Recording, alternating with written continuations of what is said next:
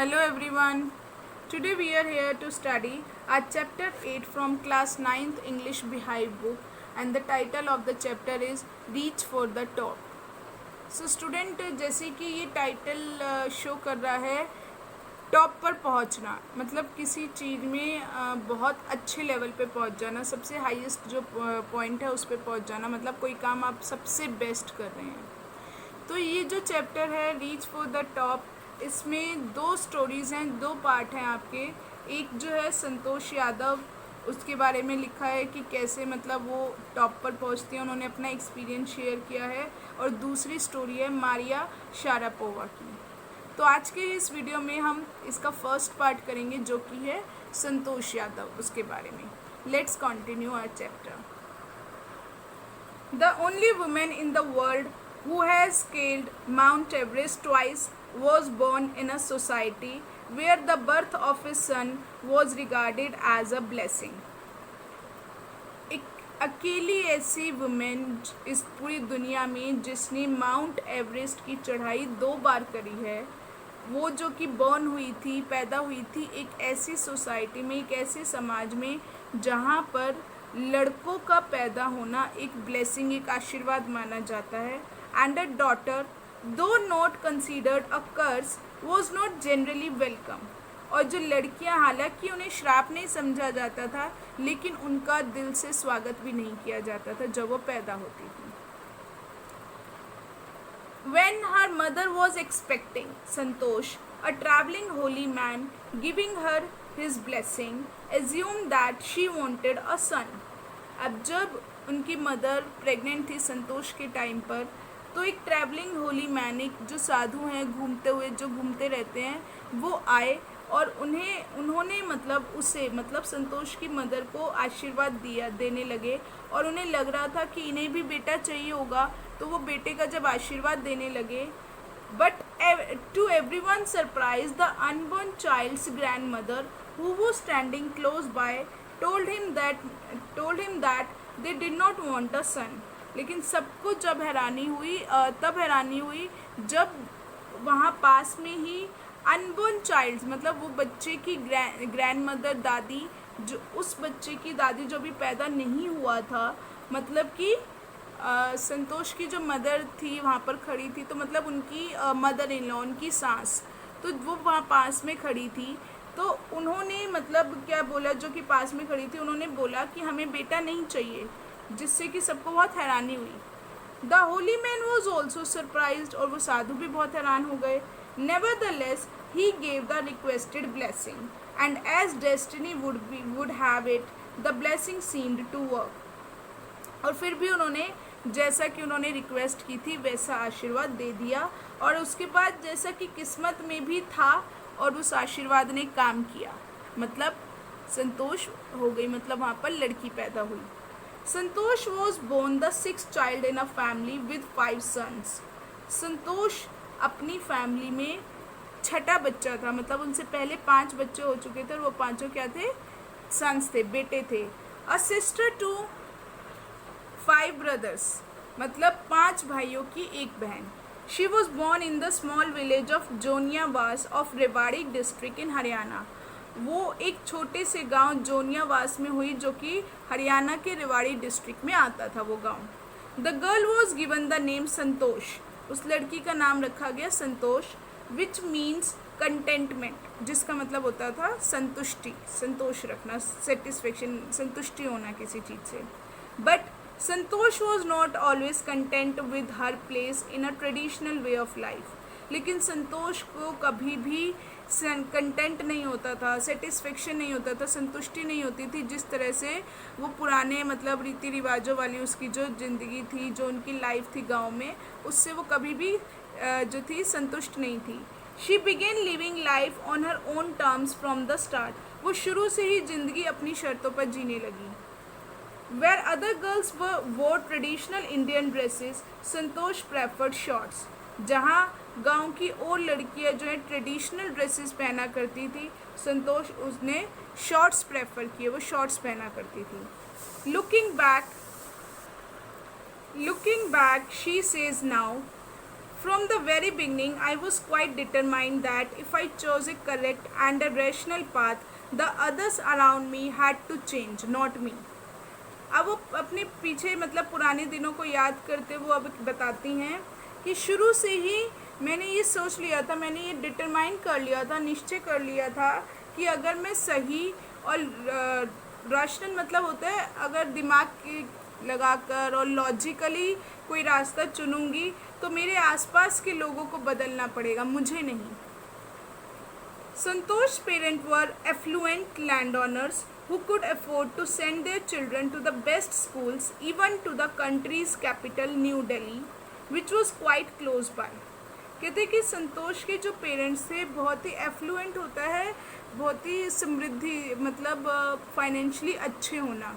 तो वो फाइनेंशियली अच्छे थे, लैंड ऑनर्स से उनकी बहुत सारी ज़मीनें थी, तो वो बहुत अच्छे से अफोर्ड कर सकते थे अपने सभी बच्चों को अच्छे स्कूल में भेजना. यहाँ तक कि वो हमारे देश की कैपिटल न्यू दिल्ली जो कि उनके रेवाड़ी डिस्ट्रिक्ट से बहुत पास थी, वहाँ के स्कूलों में भी वो एडमिशन करा के मतलब अपने बच्चों को वहाँ पे पढ़ा सकते थे, इतने एफ्लुएंट थे. But in the line with the prevailing custom in the family, Santosh had to make do with the local village school. In line with होता है मतलब जैसे कि according to, है ना. तो वो कहते हैं कि लेकिन कहाँ गई वो according to prevailing custom. Prevailing जो पहले से कस्टम चला आ रहा है, जो रीति रिवाज चले आ रहे हैं फैमिली में, तो वो कहते हैं उनके हिसाब से संतोष को जो है गांव के एक लोकल स्कूल से मेक डू मतलब होता है काम चलाना पड़ा. उन्हें गांव के एक नॉर्मल कॉमन से लोकल स्कूल में ही उन्होंने पढ़ाई करी. So she decided to fight the system in her own quiet way when the right moment arrived. तो उन्होंने डिसाइड किया कि वो इस सिस्टम से अपने तरीके से शांति से लड़ेंगी जब सही टाइम आएगा. मतलब वो जानती थी वो अच्छे स्कूल में जा सकती हैं, तो मतलब उन्हें क्यों गांव के स्कूल में भेजा जा रहा है. लेकिन उन्होंने कहा कि अभी लड़ाई करना का कोई टाइम नहीं है, तो जब टाइम आएगा तो मैं तब इस मतलब उस टाइम को यूज़ करूँगी और तब जो है मैं लड़ूंगी इस चीज़ के लिए. And the right moment came when she turn 16. और सही टाइम आया जब वो 16 साल की हो गई. At 16 most of the girls in her village use to get married. 16 साल की उम्र में उनके गांव की ज़्यादातर लड़कियों की शादी हो जाती थी. Santosh was also under pressure from her parents to do the same. और संतोष के ऊपर भी उसके पेरेंट्स का प्रेशर था कि वो भी शादी कर लें. A marriage age early age that was the last thing on her mind. मतलब एज अर्ली एज मतलब इतनी जल्दी शादी करना लास्ट थिंग उनके दिमाग में, लास्ट थिंग होती है मतलब जिसको आप सबसे कम इम्पोर्टेंस देते हैं. तो कहते हैं कि उनके दिमाग की में ये लास्ट थिंग थी इतनी जल्दी शादी करना, मतलब वो शादी को इतनी जल्दी शादी करने को इम्पोर्टेंस नहीं देती थी. She threatened her parents that she would never marry if she did not get a proper education.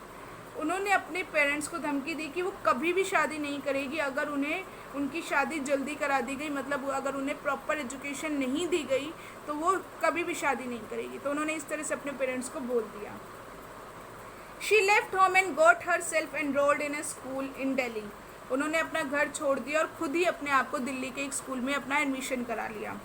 When her parents refused to pay for her education, she politely informed them of her plans to earn money by working part-time to pay her school fees. और जब उनके parents ने मना कर दिया उनकी पढ़ाई पर पैसे देने से, तो उन्होंने बहुत ही पोलाइटली, बहुत ही प्यार से अपने पेरेंट्स को अपना प्लान बताया कि कैसे वो सोच रही हैं कि वो पार्ट टाइम जॉब करके अपने स्कूल की फ़ीस पे करेंगी. हर पेरेंट्स देन एग्रीड टू पे फॉर हर एजुकेशन. फिर उसके पेरेंट्स जो थे वो उसके एजुकेशन की फ़ीस के लिए मान गए थे. Wishing always to study a bit more and with her father slowly getting used to her urge for more education, Santosh passed the high school examination and went to Jaipur. अब वो कहते हैं कि शुरू से ही मतलब थोड़ा ज़्यादा पढ़ने की इच्छा से उसके फादर जो थे वो धीरे धीरे वो भी क्या हो गए थे, अर्ज मतलब होता है किसी चीज़ की इच्छा रखना. तो उसके फादर जो उसकी इच्छा थी एजुकेशन ज़्यादा कर लेने की, वो उससे मतलब यूज टू हो गए थे, वो धीरे धीरे इस बात को मानने लग गए थे. और संतोष ने हाई स्कूल एग्जामिनेशन पास करने के बाद वो जयपुर चली गई आगे पढ़ने के लिए. शी जॉइंड महारानी college and got a room in Kasturba hotel. फिर उन्होंने जयपुर में महारानी कॉलेज में एडमिशन लिया और वहाँ पे कस्तूरबा हॉस्टल में उन्हें एक कमरा ले लिया था। Santosh remembers Kasturba hostel faced the Aravalli hills. तो संतोष जो है वो याद करती है कि जो उनका कस्तूरबा हॉस्टल का जो कमरा था वो अरावली हिल्स के सामने था। I use to watch villages from my room going up the hills and suddenly vanishing after a while. वो कहती है कि मैं देखा करती थी कि कैसे गांव के लोग जो हैं, मतलब वो अपने रूम में से ही देखा करती थी कि गांव के लोग जो हैं वो पहाड़ के ऊपर चढ़ते और अचानक से मतलब चलते चलते थोड़ी देर में गायब हो जाते हैं, मतलब वो बहुत आगे निकल जाते हैं। One day I decided to check it out myself. एक दिन मैंने खुद ही चेक इट आउट मतलब पता लगाने के लिए खुद ही मैंने डिसाइड किया कि मैं खुद पता लगाऊंगी। I found nobody except a few mountaineers. मैं जब चढ़ने लगी तो मुझे वहाँ पे कोई लोग नहीं मिले सिवाय कि कुछ माउंटेनियर्स होते हैं जो मतलब माउंटेन पे चढ़ाई करते हैं, जिन्होंने प्रॉपर ट्रेनिंग ली होती है। I asked if I could join them. और मैंने उनसे पूछा कि क्या मैं उन्हें ज्वाइन कर सकती हूँ। To my pleasant surprise they answered in the affirmative and motivated me to take to climbing. और मुझे हैरानी हुई, बहुत खुशी हुई कि उन्होंने मुझे एफर्मेटिव मतलब होता है हाँ कर दी मैं अपने साथ मतलब ज्वाइन करने के लिए, और उन्होंने मुझे मोटिवेट भी किया क्लाइंब करने के लिए, चढ़ने के लिए। Then there was no looking back for this determined young girl. और उस दिन के बाद से मतलब इस जो यंग गर्ल थी जिसने ये निश्चय कर लिया था, डिटरमाइंड थी वो चीज़ों के लिए, निश्चय कर लिया करती थी, उसने कभी पीछे मुड़कर नहीं देखा। She saved money and enrolled in a course at Uttarkashi's Nehru institute of mountaineering. उन्होंने पैसे बचाए और अपने आप का एक कोर्स में एडमिशन कराया, और वो कोर्स क्या था, उत्तर काशी के नेहरू इंस्टीट्यूट में माउंटेनियरिंग का जो कोर्स होता था उसके लिए उन्होंने अपने आप को एनरोल करा लिया था। My college semester in Jaipur was to end in April. अब वो बताती है कि मेरा जो जयपुर का कॉलेज का जो सेमेस्टर था वो अप्रैल में ख़त्म होना था, but it ended on the 19th of May. लेकिन वो ख़त्म कब हुआ, 19 मई को। And I was suppose to be in Uttarkashi on the 21st। और मुझे उत्तर काशी में पहुंचना था 21 तारीख को। So I did not go back home, instead I headed straight for the training. तो वो कहते हैं क्योंकि 19 तारीख को तो ख़त्म हुआ था एग्ज़ाम्स, और अगर मैं गांव कैसे जाती वो अपने, तो उन्होंने क्या किया कि वो घर जाने की बजाय वो सीधा जो है ट्रेनिंग लेने चली गई। I had to write a letter of apology to my father without whose permission I had got myself enrolled at Uttarkashi. और वो कहते हैं कि फिर मुझे एक लेटर लिखना पड़ा अपने फादर को माफ़ी मांगने के लिए, क्योंकि मैंने उनकी परमिशन के बिना अपने आप को उत्तरकाशी में एनरोल करा लिया था। Thereafter Santosh went on an expedition every year. और उसके बाद संतोष हर साल, एक्सपीडिशन मतलब होता है जर्नी, जो ग्रुप में जैसे जाती थी, तो वो हर साल जर्नी पे जाने लगी। हर क्लाइंबिंग स्किल्स मैच्योर्ड रैपिडली। और जल्दी ही उनकी जो चढ़ाई करने की स्किल जो थी वो मैच्योर होने लगी, वो जल्दी ही सीखने लग गई इन चीज़ों को। Also she developed a remarkable resistance to cold and the altitude. और जल्दी ही उन्होंने क्या डेवलप कर ली थी, वो स्किल डेवलप कर ली थी, मतलब अपने आप को रेजिस्टेंस टू कोल्ड मतलब ठंड बर्दाश्त करने की, और एल्टीट्यूड हाइट पर चढ़ने में जो उनकी मतलब स्किल्स थी उनको और ज़्यादा डेवलप कर लिया था बहुत जल्दी। Equipped with an iron will, physical endurance and an amazing mental toughness, she proved herself repeatedly. Equipped मतलब होना, हमारे पास होना, किसी चीज़ का होना। एंड आयरन विल मतलब होता है पक्का निश्चय कर लेना। तो उनके पास उन्होंने क्या क्या किया, आयरन विल थी उनके पास, बहुत पक्का निश्चय कर लिया था। फिजिकली एंड्योरेंस मतलब होता है सहनशीलता होना। फिजिकली उन्होंने बहुत सारी चीज़ें सहन करने की उनमें बहुत अच्छी ताकत थी। और अमेजिंग मेंटल टफनेस, मेंटली वो बहुत ज़्यादा टफ हो गई थी, उन्होंने रिजिड हो गई थी इस चीज़ के लिए कि हाँ ये मैं कर सकती हूँ। तो ये सारी चीज़ें उनमें थी जिसकी वजह से, और शी प्रूव्ड हरसेल्फ, यही वजह है कि वो बार बार अपने आप को प्रूफ कर पाई थी। The culmination of her hard work and sincerity came in 1992, just 4 years after she had shyly asked the Aravalli mountaineers if she could join them. Culmination मतलब होता है जैसे मिक्स करना, मिलाकर करना। तो उनका हार्डवर्क और उनकी सिंसियरिटी मिलकर कब सामने आई? 1992 में, जब उन्होंने धीरे, बहुत ही शाइली, बहुत ही मतलब कॉन्फिडेंट नहीं थी, बहुत ही शर्माते हुए, जब उन्होंने अरावली माउंटेनियर से पहली बार पूछा था कि क्या वो उन्हें ज्वाइन कर सकती है, उसके जस्ट 4 साल बाद ही उनका हार्डवर्क और सिंसियरिटी नज़र आ गया था। कैसे नज़र आ गया था? At barely 20 years of age, Santosh Yadav scaled Mount Everest, becoming the youngest woman in the world to achieve the feat. जब संतोष यादव ने सिर्फ 20 साल की उम्र में ही उन्होंने माउंट एवरेस्ट की चढ़ाई कर ली थी, और वो दुनिया की सबसे छोटी वुमेन थी जिन्होंने ऐसा अचीव द फीट, मतलब जिन्होंने ऐसे कमाल कर दिखाया। If her climbing skills, physically fitness and mental strength impressed her seniors, her concern for others and desire to work together with them found her a special place in hearts of fellow climbers. वो कहते हैं जहाँ पर उनकी climbing skill थी, चढ़ाई पर चढ़ने की स्किल जो थी, और उनकी फ़िज़िकल फिटनेस थी, मेंटली उनकी जो ताकत वो इतनी स्ट्रॉन्ग थी, ये सारी चीज़ें उनके सीनियर्स को इम्प्रेस करती थी। वहीं पर उनका जो कंसर्न होता था, उनकी जो चिंता होती थी औरों के लिए, और बाकी अपने जो टीम में जो साथ उनके जो उनके क्लाइंबर्स होते थे, उनके साथ जो चढ़ाई किया करते थे, उनके साथ काम करने की जो इच्छा होती थी उनकी, वो उनके साथियों में एक अलग ही उनकी जगह बनाती थी। मतलब बता रहे हैं कि अपने सीनियर्स को तो वो इम्प्रेस करती थी अपनी स्किल से, फिज़िकली फिटनेस और मेंटली स्ट्रॉन्ग से, और उनके वो अपने फ्रेंड्स, अपने फेलो क्लाइंबर्स के बीच में भी एक स्पेशल उनकी जगह थी, क्योंकि वो उनके लिए भी बहुत ज़्यादा कंसर्न रहती थी और उनके साथ ही काम करने की इच्छा रखती थी। During the 1992 Everest mission, Santosh Yadav provided special care to a climber who lay dying at the South Col. अब कह रहे हैं कि 1992 में एवरेस्ट मिशन के दौरान संतोष यादव ने उनके साथ जो एक और क्लाइंबर जो उनकी टीम में चल रहा, उनके साथ क्लाइंब कर रहा था, उसे स्पेशल केयर दी जब वो साउथ कोल के पास मरने वाला था। साउथ कोल पहुंचने के बाद वो मरने ही वाला था। कैसे क्या केयर देखिए, she was unfortunately unsuccessful in saving him, और वो दुर्भाग्य से उसे बचाने में सफल नहीं रही। However, she managed to save another climber, Mohan Singh, who would have met with the same fate had she not shared her oxygen with him.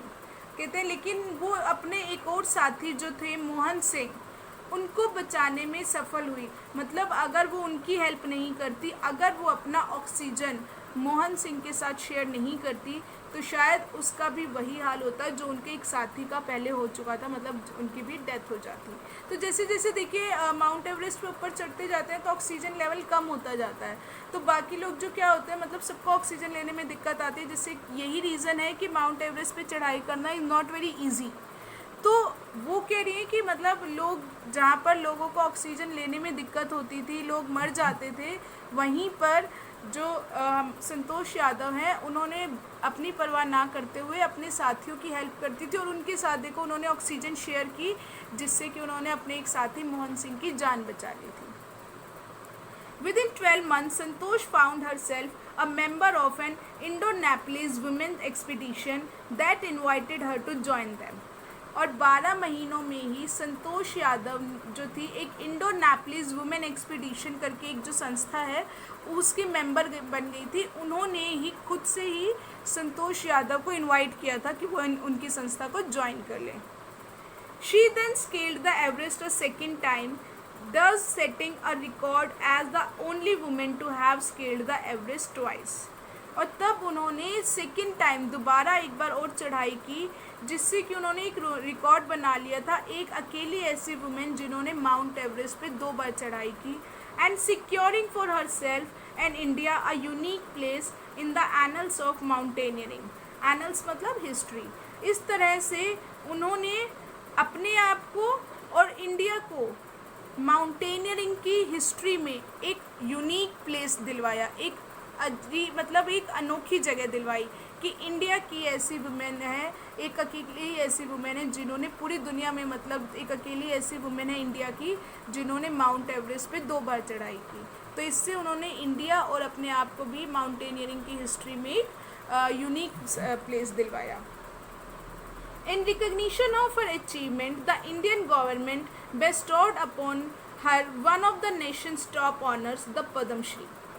अब वो कहते हैं कि उनकी इस पहचान, जो उनकी अचीवमेंट थी, उसको पहचानते हुए इंडियन गवर्नमेंट ने बेस्टॉ किया, मतलब उनके ऊपर बौछार कर, मतलब उनको दिया, क्या दिया उन्होंने, जो देश का सबसे बड़ा जो ऑनर होता है, पद्म श्री का जो होता है अवार्ड, उन्हें वो उससे नवाजा गया।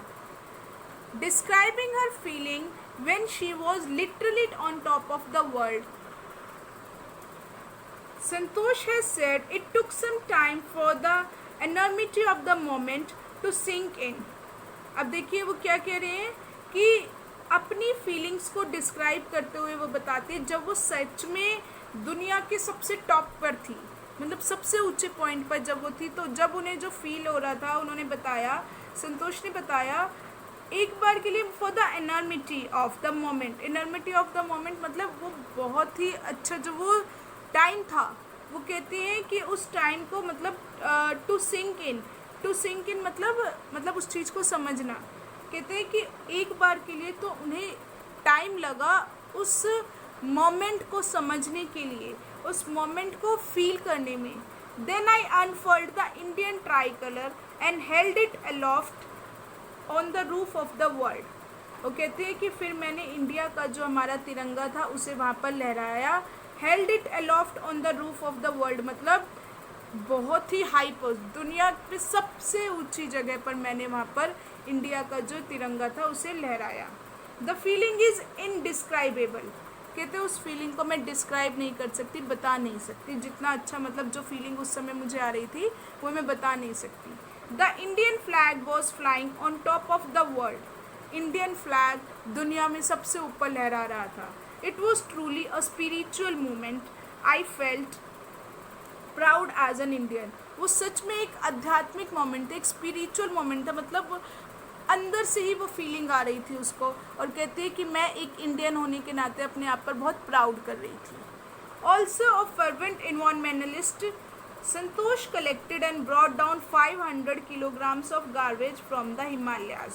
अब वो कहते हैं कि एक फर्वेंट एनवायरमेंटलिस्ट होते हैं जो इन्वायरमेंट का ध्यान रखते हैं, और फर्वेंट मीन्स होता है स्ट्रॉन्ग और सिंसियर फीलिंग होना किसी चीज़ के लिए, क्योंकि वो इन्वायरमेंट का बहुत ज़्यादा ध्यान रखती हैं। तो संतोष यादव जब हिमालयाज़ पर गई थी तो वापस आते टाइम उन्होंने 500 किलो जो है गार्बेज, जो कूड़ा वहाँ पर हो रखा था, उसको इकट्ठा करके मतलब वो नीचे लाई थी।